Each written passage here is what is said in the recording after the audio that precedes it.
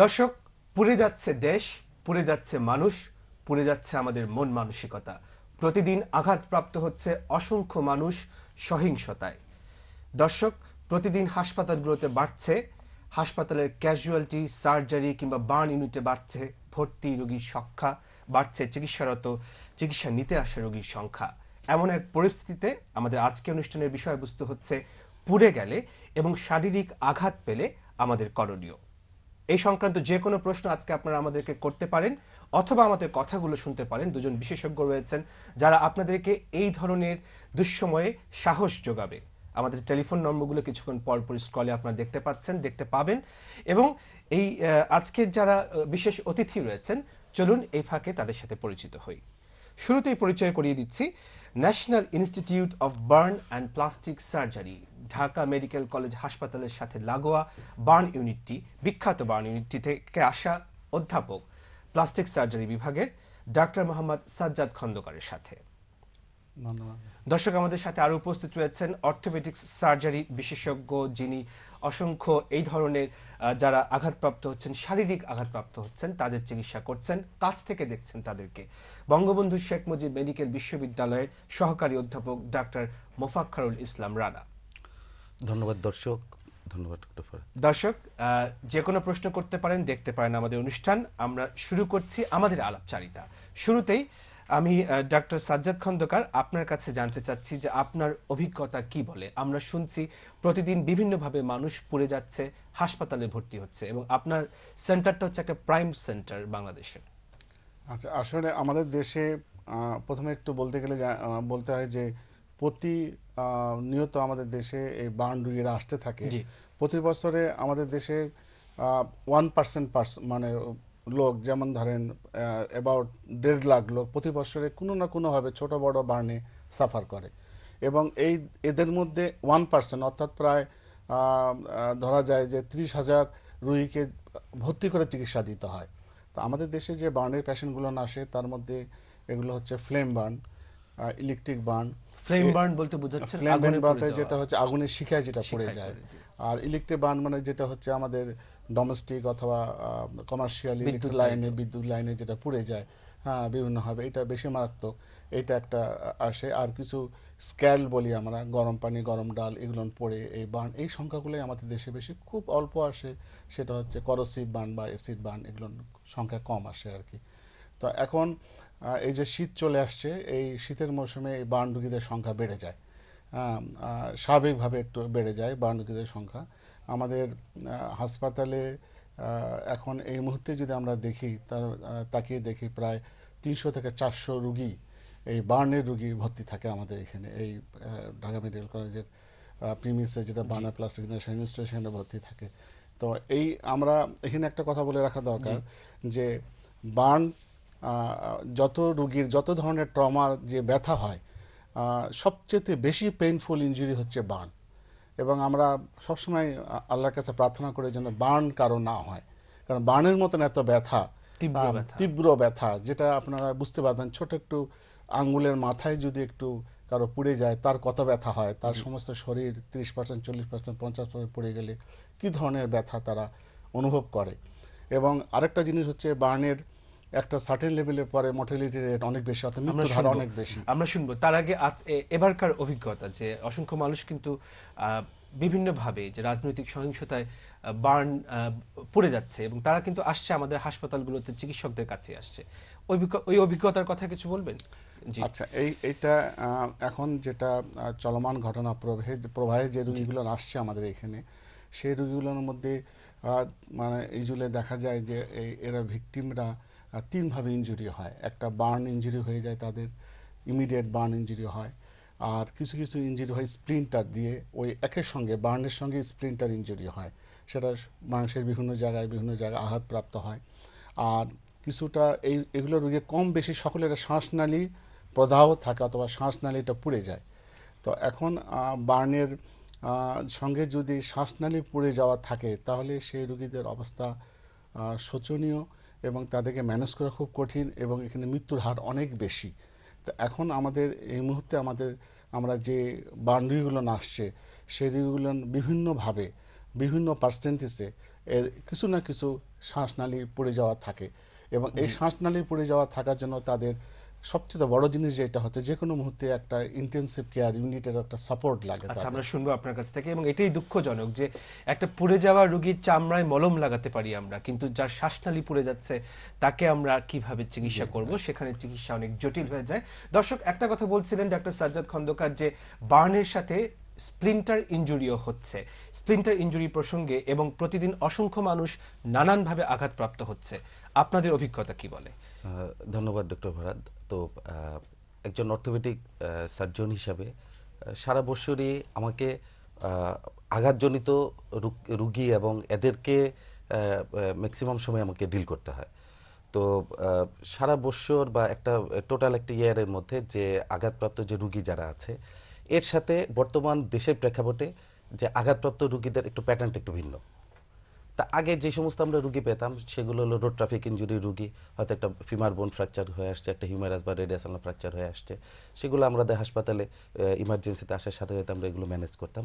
কিন্তু এখনের পেশেন্টগুলো যেগুলো আসছে ইমার্জেন্সিতে, এদের সাথে বিশেষ করে যে রাজনৈতিক সহিংসতায় আঘাতপ্রাপ্ত রুগীগুলোর সংখ্যাই বেশি। তো ওর মধ্যে দেখা গেছে যে কিছু মানে আমরা কয়েকটি ভাগে ভাগ করি। যে একটা হলো আঘাতপ্রাপ্ত রুগী একটা মানে ককটেল ব্রাস্ট বা এই ধরনের জ্বালাপোড়ার ক্ষেত্রে কিছু রুগী আসে, ককটেল ব্রাস্ট ইনজুরি নিয়ে শরীরে বিভিন্ন স্পিন্টার নিয়ে আসে, তারপরে হাত পায়ের বিভিন্ন অংশ উড়ে যাওয়া, ওই ধরনের রুগীগুলো আসে। আর আরেক ধরনের রুগী আসে, আবার কিছু আসে যে আইনশৃঙ্খলা বাহিনীর সদস্য, তারাও আঘাতপ্রাপ্ত হয়। তারা আঘাতপ্রাপ্ত হয়, হয়তো মাথায় ঢিলের আঘাতপ্রাপ্ত হয়েছে বা শরীরে বিভিন্ন জায়গায় আঘাতপ্রাপ্ত হয়, তারাও আসে। এছাড়া আসে আরেক ধরনের রুগী আসে যেটা রাজনৈতিক প্রতিপক্ষের সহিংসতা, যেটার মাত্রা ইদানিংকাল অনেক বেড়ে গেছে। যে আগে আমরা দেখতাম যে মানে একটা আমাদের ইমার্জেন্সিতে প্রতিপক্ষের আঘাত, মানে যেটা বলা হচ্ছে যে রাজনৈতিক প্রতিপক্ষ, এই ধরনের আঘাতপ্রাপ্ত রোগী মানে খুব বেশি মানে আসতো না। আঘাতগুলো কি রকম? আঘাতগুলো হলো প্রতিপক্ষের আঘাতের যে রোগীগুলো আছে, তো ওগুলোর মধ্যে আবার ভাগ করা যায় যে কিছু আছে যে মানে ব্লান্ট উইপন আছে, আবার মানে ধারালো অস্ত্রের শার্প আঘাতও কাটিং আছে। উইপন যেগুলো আছে। জি। সবচেয়ে ভয়াবহ যেগুলো হলো শার্প কাটিং উইপনগুলোর যে আঘাতে যে আসে যে রোগীগুলো, এদের শরীরে বিভিন্ন অঙ্গ প্রত্যঙ্গগুলো একদম মানে যেভাবে আঘাতপ্রাপ্ত থাকে, ক্ষতবিক্ষত। জি। তো যারা আমাদের এই হাসপাতালে ইমার্জেন্সি পর্যন্ত আল্লাহ মানে যাদেরকে পাঠানোর সৌভাগ্য দেয়, তাদেরকে আমরা আসার সাথে সাথে কিছু লাইফ সাপোর্ট আমরা দিয়ে থাকি, যেগুলো আমাদের ভাষায় আমরা বলি এটিএলএস ম্যানেজমেন্ট। আমরা শুনবো সাপোর্টগুলো সম্পর্কে, আমরা শুনবো। দর্শক, আমরা শুনে নিলাম যে নানানভাবে আঘাতপ্রাপ্ত হতে পারে একজন মানুষ, যে simple bullet injury, rubber bullet injury, cocktail splinter injury, কিংবা কোনো ব্লান্ট কিংবা ধারালো অস্ত্রের আঘাতের ইনজুরি হতে পারে, কিংবা দেখা যেতে পারে যে তিনি দৌড়াতে গিয়ে তিনি একটা আঘাতপ্রাপ্ত হলেন, হাত পা সিম্পল মচকে যাওয়া থেকে শুরু করে হাড় ভেঙে যাওয়া, স্পাইনাল ইনজুরি, ব্রেন ইনজুরি, অসংখ্য জিনিস ঘটতে পারে। আমরা দর্শক তার আগে আরো অনেক আলাপে যাব আমরা। তার আগে আমাদের একটা ফোন আছে, সম্ভবত ফোনটা নিয়ে নিচ্ছি। হ্যালো, আসসালামু আলাইকুম। হ্যালো, আসসালামু আলাইকুম। জি, ওয়ালাইকুম সালাম। জি, আমার একটা প্রশ্ন হচ্ছে, পোড়া রোগের চিকিৎসার জন্য অনেকে ডিমের কুসুম ব্যবহার করেন, এটা কি ঠিক? জি, এক্স্যাক্টলি। পোড়ারোগীর চিকিৎসার জন্য ডিমের কুসুম, কেউ কেউ আছে গ্রাম দেশে এখনো চলে, গোবর ইভেন ব্যবহার করে, লবণ ব্যবহার করে। আসলে এগুলো ব্যবহার করা কতখানি সায়েন্টিফিক, বিজ্ঞানসম্মত? এটা হচ্ছে যে আমাদের দেখা যাচ্ছে যে অনেক কালচারের আগে এটা পেস্ট, টুথপেস্ট যেটা, সেটা ডিম বা গোবর বা এগুলো ব্যবহার করা হতো। এখন এটা খুব একদম দর্শকদের আমি খুব ক্লিন কাট বলি, এটা কোনো সায়েন্টিফিক বেনিফিট নাই, বরঞ্চ এটা আরও ক্ষতি করে। কীভাবে ক্ষতি করে, যে ওর উপর একটা প্রলেপ পড়ে যায় এবং ওখানে যত তাড়াতাড়ি ওই প্রলেপটার জন্য ইনফেকশনের রেট অনেক বেশি বেড়ে যায়, আচ্ছা। এবং যার ফলে রোগী আরো বেশি কাজে ব্যবহার করা যাবে না। না, এগুলো কোনো কিছুই ব্যবহার করা যাবে না। আচ্ছা, আমরা তাহলে দর্শক কি ব্যবহার করা যাবে সেটাই তো পরবর্তী লজিক্যাল প্রশ্ন। সেই সাথে আমিও মিলিয়ে দিই এই প্রশ্নটি, একটা সিচুয়েশন আমি তৈরি করছি। সেটি হচ্ছে, হঠাৎ যাত্রাপথে আপনি যাচ্ছেন, কোনো কারণে সহিংসতা হোক কিংবা কোনো একটা কারণে হোক, দুর্ঘটনায় আগুন লেগে গেল, তাৎক্ষণিকভাবে আপনার কি করণীয়? আপনি সেই আগুনের মধ্যে পড়ে গেছেন। জি। আচ্ছা, যদি এই ধরনের কোনো সিচুয়েশন চলে আসে, তাহলে প্রথম জিনিস হচ্ছে যে ভিকটিম, তাকে সরিয়ে নিতে হবে, বা তিনি সরে যাবেন, বা নিজে সরে যাবেন। নিজে সরে আসলে এই আগুনটাকে নিভাতে হবে। সেটা নিভাবে কে, সে যদি মানসিকভাবে সেই সময় যদি সে শক্ত থাকে, তাহলে সে একটা কাজ করতে পারে, যেখানে পানির সোর্স আছে আশেপাশে সে পানির সাহায্য নিতে পারে। আইদার সাপোজ ধরেন যদি কোনো পাশে যদি পুকুরও থাকে, সে পুকুরও নেমে যেতে পারে, যদি সাঁতার অথবা যদি পারে। সামনে কোনো এক বালতি পানি পায় সে পানিটা ঢেলে নিতে পারে, অথবা যদি সে কিছু না পায় মাটিতে গড়াগড়ি দিলে সে আগুনটা নিভে আসবে। আর যদি কেউ সাহায্য করতে চায় পাশ থাকে, তাহলে কোনো ভারী কাপড়, ব্ল্যাঙ্কেট বা এই ধরনের দিয়ে জড়িয়ে ধরা যায়, তাহলে আগুনটা নিভে যাবে আর কি। এটা হচ্ছে প্রথম জিনিস, আগুনটাকে নিভাতে হবে। নিভিয়ে যাওয়ার পরে তারপরে তার অনেকে আছেন এরকম সিচুয়েশনে প্যানিক অ্যাটাকে পড়েন, তিনি ডিসিশন নিতে পারেন না কি করবেন এবং তিনি দৌড়াতে থাকেন। এটাতে আরো আগুনের তীব্রতা বাড়ে, এবং আগুনের তীব্রতা বাড়লে এই পুরার এই ক্ষতটা আরো ডিপ হয়ে যায়।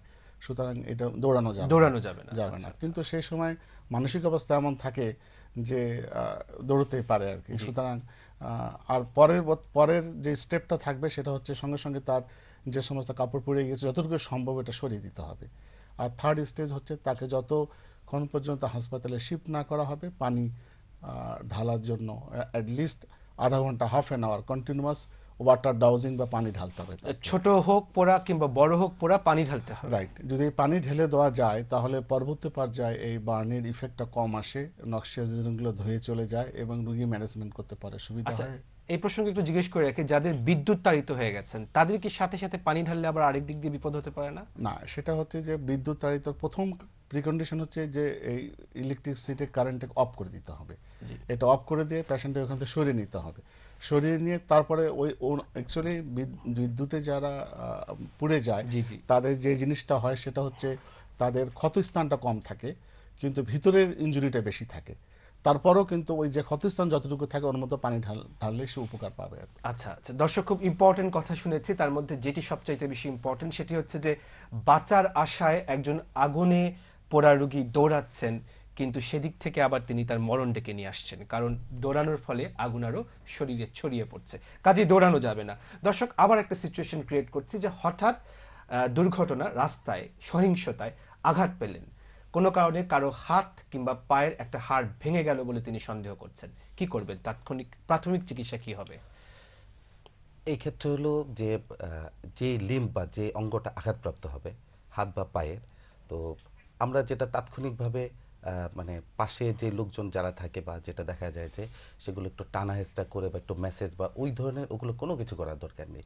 প্রথমত আমাদের যেটা করতে হবে যে যে আঘাতপ্রাপ্ত লিম্ব যেটা মনে হচ্ছে ভেঙে গেছে বা যিনি আঘাতপ্রাপ্ত হন তার কাছে কিন্তু ভেঙে না গেলেও প্রথমে মনে হবে যে আমার হাত পায়ের একটা অংশ আলাদা হয়ে গেছে বা মানে ভেঙে গেছে, প্রচন্ড ব্যথা পাচ্ছে। প্রচন্ড ব্যথা পাচ্ছে। সেই ক্ষেত্রে তার যেটা উচিত যে ওই আঘাতপ্রাপ্ত অংশটাকে শরীরের যে কোনো জায়গা থেকে একটা কাপড় নিয়ে সেটাকে ইলিভেট করতে হবে। সেই জিনিসটাকে যাতে মানে মানে ট্রান্সপোর্টেশনটা হলো তার ইম্পর্টেন্ট। এটা তাকে নিকটস্থ যে নাড়াচাড়া করানো যাবে না। নাড়াচাড়া বেশি করানো যাবে না, বা যতটুকু এটাকে ইমোবিলাইজেশন যেটা অনেকে আছেন টানাটানি করে। না না, এটা করা যাবে না, বা কোনো মেসেজও করা যাবে না। শুধুমাত্র তাকে ট্রান্সপোর্টেশনটা তার ইম্পর্টেন্ট।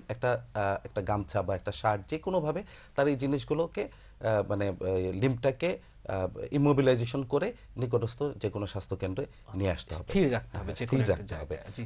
আচ্ছা, এরকম সিচুয়েশন তো হাত পা পায়ের হাড় ভেঙে গেলে, কিন্তু হঠাৎ করে সন্দেহ করা হচ্ছে যে তিনি স্পাইনাল ইনজুরি হয়েছে, তার শিরদাঁড়ার মধ্যে কোনো আঘাতপ্রাপ্ত হয়েছেন এবং তিনি হাত পা নাড়াতে পারছেন না। হ্যাঁ, অত্যন্ত গুরুত্বপূর্ণ প্রশ্ন। জি। তো এই সমস্ত হুড়োহুড়ি বা উপর থেকে পড়ে গেলে বা এই আঘাতপ্রাপ্ত রোগীদের ক্ষেত্রে মানে যে রোগীগুলো আমাদের স্পাইনে আঘাতপ্রাপ্ত হয়, জি। তাৎক্ষণিকভাবে তার মনে হচ্ছে সে দুই পায়ে কোনো জোর পাচ্ছে না, সে হাঁটতে পারতেছে না। তো তাকে ওই অবস্থাতে কোনো অবস্থাতে হাঁটানোর জন্য কোনো চেষ্টা করানো যাবে না, এবং তাকে যত দ্রুত সম্ভব তাকে মানে তার পজিশনটা শোয়া অবস্থায় একটা মানে ফ্ল্যাট একটা মানে যে ওইখানে সমতলের মাঝখানে, ওখানে হয়তো স্ট্রেচার বা অ্যাভেলেবল না থাকলেও যে কোনো কাঠের ইসের উপর, তক্তা বা ওই যে মানে যে কোনো শক্ত কিছুর উপর তার সম্পূর্ণ দেহটাকে এক প্লেনে নিয়ে আসতে হবে, একটা প্লেনে নিয়ে তারপরে নিকটস্থ হাসপাতালে নিয়ে যেতে হবে। জি, খুব ইম্পর্টেন্ট কথা যে ইমোবিলাইজেশনটা খুব ইম্পর্টেন্ট। আদারওয়াইজ যেটা হয় দর্শক, যে দেখা যায় যে যারা এরকম স্পাইনাল শিরদাঁড়ার ইনজুরিতে পড়েছেন অ্যাক্সিডেন্টের কারণে, তাদের সেই পরিস্থিতি আরো জটিল হয়ে যেতে পারে যদি ঠিক মতো তাকে দুর্ঘটনার স্থল থেকে সরিয়ে নিয়ে চিকিৎসা কেন্দ্র পর্যন্ত নিয়ে যাওয়া না যায়। দর্শক, সিচুয়েশন হচ্ছে এরকম যে আমরা অনেক সময় যাদের শরীর পুড়ে যায় তাদেরকে ডিসিশন নিতে পারি না যে তাদেরকে হাসপাতালে নিব কি নিব না।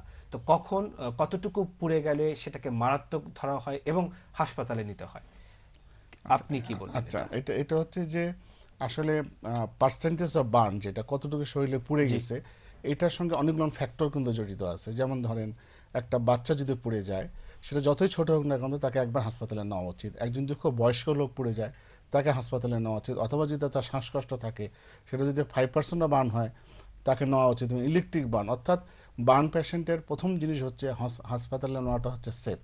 এবং সেখানে যদি ডাক্তার সাহেবরা দেখে বলেন যে না, তার অ্যাডমিশন হওয়ার দরকার নাই, তখন হয়তো তাকে আউটডোর বেসিসে ছেড়ে দিতে পারে। বাচ্চাদের সাধারণত 10%-এর উপরে এবং বড়দের সাধারণত 15%-এর উপরে যদি চলে যায়, বার্ন হয় শরীরে, যদি 15 ভাগ অথবা বাচ্চাদের 10 ভাগ যদি পড়ে যায়, তাহলে আমরা সাধারণত বলি যে হাসপাতালে ভর্তি হয়ে তার চিকিৎসা দিতে হবে। অথবা যদি তার যে কোনো পার্সেন্টেজ হোক না কেন, যদি শ্বাসনালী পোড়া থাকে তার সঙ্গে, অথবা ইলেকট্রিক বার্ন যতই ছোট হোক না কেন, এগুলো হাসপাতালে ভর্তি করা উচিত। আচ্ছা, এখন যে বার্নগুলো হচ্ছে যে পেট্রোল বার্ন কিংবা গান পাউডার বার্ন হচ্ছে, তাই না? যেগুলো সহিংসতায় বার্ন হচ্ছে, এগুলোর কি প্যাটার্ন একটু ডিফারেন্ট, যে খুব দ্রুত পুড়ে যায়? বা এটা হয় দুটো জিনিস। একটা হয় যে এই আগুনটা খুব র্যাপিড গোটা শরীরে ছড়ায় যায়, 1 নম্বর। 2 নম্বর হচ্ছে এটা সহজে নিভে যেতে চায় না। যেহেতু গান পাউডারটা ইটসেলফ বার্ন হয়ে যায়, সুতরাং এই রুগীদের পার্সেন্টেজ অফ বার্ন, আমার বার্ন কিন্তু 2 রকম আছে, একটা সুপারফিশিয়াল বার্ন, একটা ডিপ বার্ন। তো এরা কিন্তু ইউজুয়ালি সব এই ধরনের যারা ভিকটিম বা আসেন যারা, তাদের কিন্তু সকলে কিন্তু ডিপ বার্ন নিয়ে আসেন, এবং ডিপ বার্নের রেজাল্ট বা ট্রিটমেন্টের result outcome. Superficial deep burn বলতে আপনি কি বোঝাচ্ছেন? স্কিন যেটা পুড়ে যায়, যেটা স্কিনটা পুড়ে যায়, স্কিনে যদি আমরা স্কিনের যদি উপরের অংশটা শুধু পুড়ে, স্কিনে কয়েকটা লেয়ার আছে, যদি উপরের লেয়ারটা শুধু পুড়ে বা এরকম, এটাকে আমরা সুপারফিশিয়াল বলি। আর ডিপ বলতে পুরো স্কিনটা যদি পুড়ে যায়, ফুল থিকনেস পুরো স্কিনটা যদি পুড়ে যায়, একেবারে স্কিনের নিচে চর্বি থাকে, চর্বি পর্যন্ত চলে যায়, এটাকে আমরা বলি ফুল থিকনেস বার্ন, বা এটা আরো গভীর বার্ন। তো সুতরাং বার্ন আরেকটা আছে না পার্সেন্টেজ, যদি আপনারা বলেন যে এত এটা পার্সেন্টেজ আমরা শরীরের একটা মাপ করে নেই।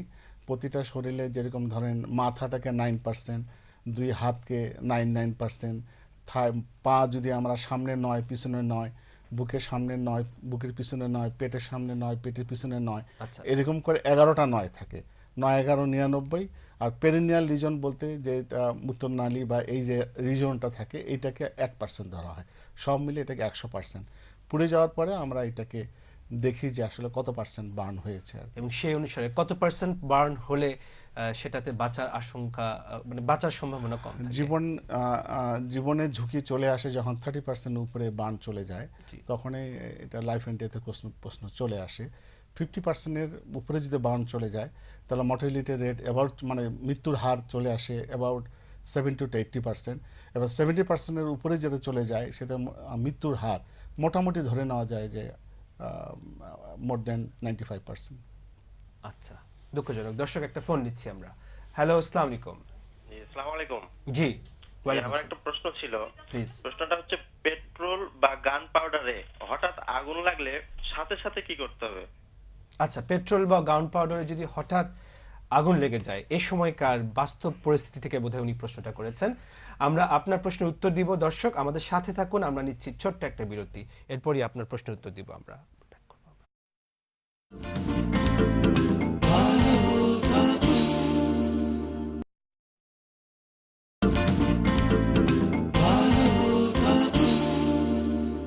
দর্শক, বিরতির পর আবারও আপনাদেরকে স্বাগতম আমাদের আজকের অনুষ্ঠানে। কিছুক্ষণ আগেই প্রশ্ন করেছিলেন আমাদের এক দর্শক ভাই যে পেট্রোল কিংবা গান পাউডারে পুড়ে গেলে সেক্ষেত্রে কি করণীয়?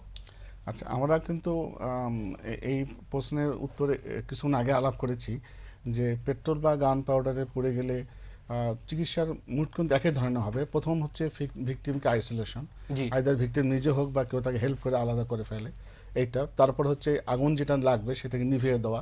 আগে বলেছি যে এটা পানির সাহায্য নিতে হবে, সে মাটিতে গড়াগড়ি করতে পারে অথবা ব্ল্যাঙ্কেট দিয়ে চেপে ধরতে হবে, এবং তারপরে হচ্ছে তাকে পানি ঢালতে হবে, এবং শ্বাসনালীটা হাত দিয়ে যতটুকু পারা যায় মুখের ভিতর, নাক, এগুলো পরিষ্কার করে দিতে হবে। আচ্ছা, আরো শুনবো আপনার কাছ থেকে পুড়ে যাওয়া রোগীর চিকিৎসা। তার আগে আমরা আবার আমাদের ট্রমা বিশেষজ্ঞর কাছে ফিরে আসি। সেটি হচ্ছে গিয়ে যে বড় বড় আঘাত, দর্শক, যেটা হচ্ছে এই সময় সেটি হচ্ছে গানশট ইনজুরি, রিয়েল বুলেট কিংবা রাবার বুলেট হোক, একটু বলবেন এই ধরনের ইনজুরিতে কি আচ্ছা, করণীয়? দর্শক, এই ক্ষেত্রে এখন যে আঘাতগুলো হচ্ছে, তো গানশট ইনজুরিগুলোর ক্ষেত্রে যেমন আমি বলতেছি, সেটা ওই যেটা হয় যে একটা লেথাল নন লেথাল উইপন বলে একটা কথা আছে। তো পুলিশের যে গুলিগুলো আছে, গুলিগুলোর মধ্যে যেগুলো লেথাল উইপন দিয়ে যে গুলিগুলো হয়, সেগুলোর ক্ষেত্রে অনেক বড় ধরনের আঘাত, অনেক বড় ধরনের সেই বুলেট ইনজুরি পেশেন্টগুলো প্রচুর রক্তক্ষরণ হয় এবং সেই সাথে সাথে আমাদের কাছে অনেক ক্ষেত্রে রুগী পৌঁছতেও পারে না, তো রুগী মারা যায়। কিন্তু এখন যেই ইনজুরিগুলো বেশি আসে সেটা হলো নন লেথাল উইপন যেগুলো আছে, যেমন রাবার বুলেট ইনজুরি, তারপরে একটু ওরা বলে সীসা বলে বা এই জাতীয় Metallic bullet মেটালিক বুলেট আছে, তো ওগুলার ইনজুরি হয়। আর বেশি পেশেন্ট আসছে ইদানিং সেটা হলো যে ওই যে যেটা আমরা বলি পেলেট ইনজুরি, যেটা ছড়াগুলি যেগুলো। তো দেখা গেছে যে এই ছড়াগুলিগুলো আসলে তো এটা যারা ওই ঘটনার আশেপাশে থাকে, যে কারো গায়ে এরকম ছড়াগুলি 2, 4, 5টা 10টা ছোট ছোট ছড়াগুলি ঢুকে যেতে পারে। তো এইগুলো পেশেন্টগুলো খুব বেশি ওরিড হয়ে আমাদের কাছে আসে যে এই ছড়াগুলিগুলো আমরা কি বলবো, শরীরে এতগুলো গুলি।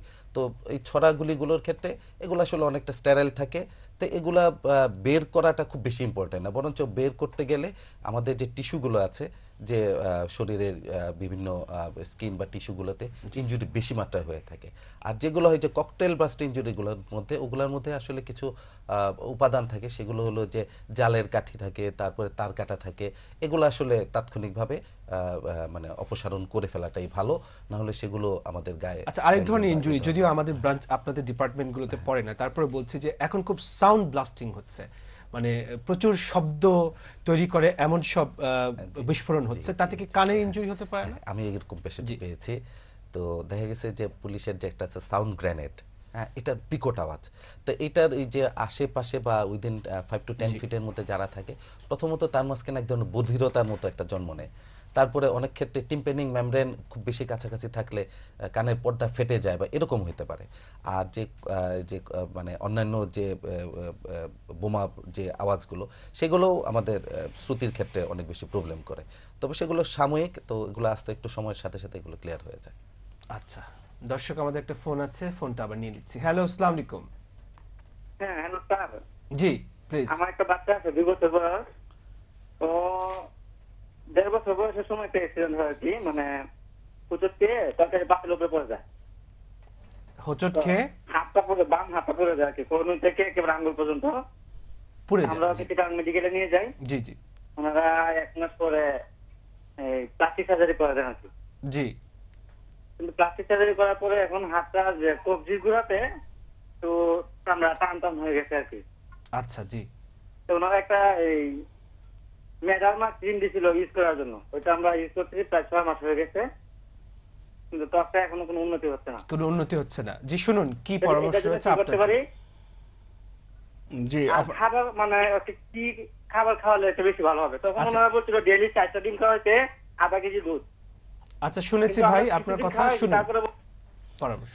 জি, ধন্যবাদ দর্শক। আসলে বাচ্চাদের পুড়ে যাওয়ার পরে যে স্কিন গ্রাফট করা হয়েছে, মানে এক জায়গা থেকে চামড়া নিয়ে যে জায়গাটা পুড়ে গিয়েছিল সেই জায়গায় চামড়া লাগিয়ে দেওয়া হয়েছে, এটাকে প্লাস্টিক সার্জারি।